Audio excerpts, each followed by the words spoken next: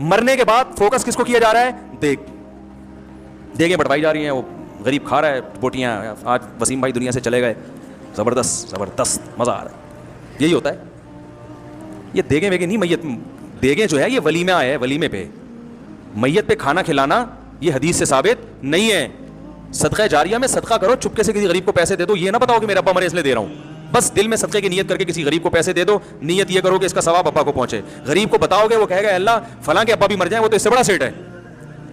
کھلانا, ہدیے دینا, یہ خوشیوں کی سنت ہے, یہ میتوں پہ سوٹ نہیں. مذہب کو بدنام کر رہے ہیں ہم لوگ. غیر مسلم بولے گا یار تمہارے بیٹے کی شادی تھی تو بھی وہی مرغا پکایا تھا, ابا کا انتقال ہوا تو بھی وہی مرغا.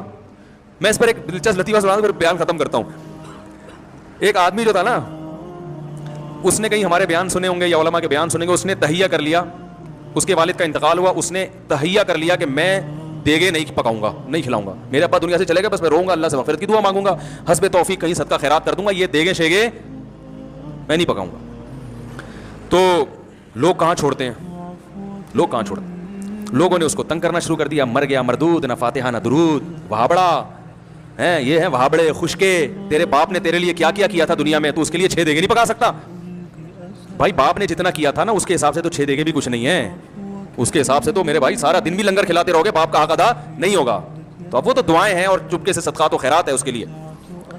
اور تمہیں کس نے, اللہ نے یہ تھوڑی کہا کہ باپ کے لیے انکم مختوں کو دیگے کھلاؤ, ٹھیک ہے نا, جو تمہیں تانے دے رہے ہیں. لیکن پبلک چھوڑتی نہیں ہے, تو پبلک نے اس کو تانے دینا شروع کیے.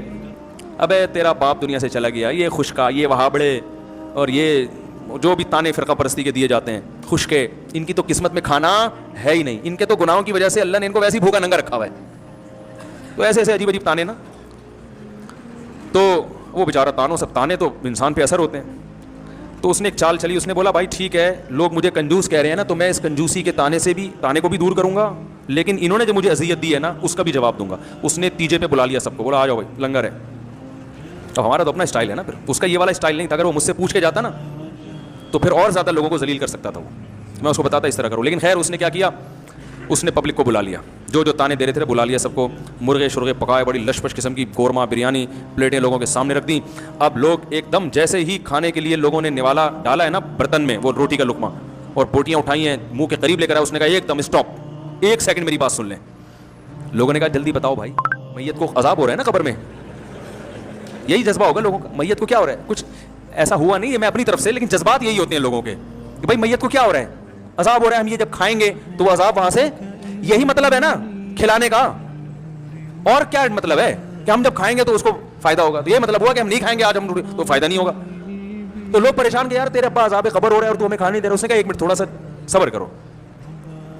لوگوں نے کہا کیا کہہ رہے ہیں بھائی, مسئلہ یہ ہے کہ دیکھو میرے باپ کا انتقال ہو گیا, باپ سے کس کو محبت نہیں ہوتی, تو میرے منہ میں تو دال کا نوالا نہیں اتر رہا غم سے. جس کی میت ہوتی ہے نا بیچارہ دال نہیں کھا سکتا, میرے منہ میں تو دال کا نوالا نہیں اتر رہا غم سے, میری یہ شدت ہے. اور تم کمبختو میرے گھر میں مرغے کھانے کے لیے آ گئے ہو, تمہیں شرم نہیں آتی, چلو بسم اللہ کرو, چلو کھاؤ.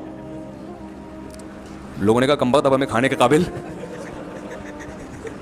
دوبارہ سناتا ہوں, دوبارہ. یہی ہوتا ہے جب آپ کسی کی میت پہ دیکھ پکائیں نا, تو بالکل اسی طرح اسٹائل میں کہا کریں ان کو, بالکل یہی اسٹائل ہونا چاہیے. بلکہ ایک اور موقع پہ یہ اسٹائل ہونا چاہیے, وہ بھی میں بتا رہا ہوں. یہ پھر میں نے نسخہ ہر جگہ فٹ کیا ہے.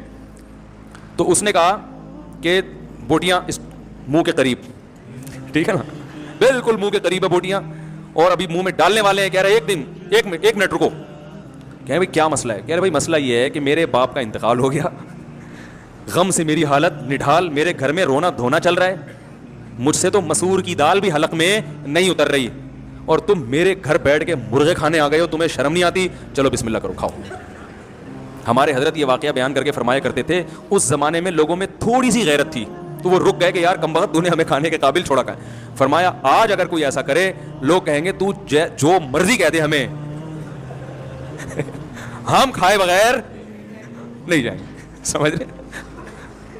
فرمایا کہ اگر وہ روکنے کے بجائے جا کے لوگوں کے منہ سے نوالا چھیننا شروع کر دے, لوگ انگلیاں چبا کے کھا جائیں گے, یہ سالے ثواب کے لیے. کہیں گے کوئی بات نہیں, یہ بھی سنت ہے, کھا جاؤ اس کو, انگلیاں چبا کے کھا جائیں گے, وہ چھوڑیں گے نہیں, وہ کہیں گے بھائی کوئی مسئلہ نہیں.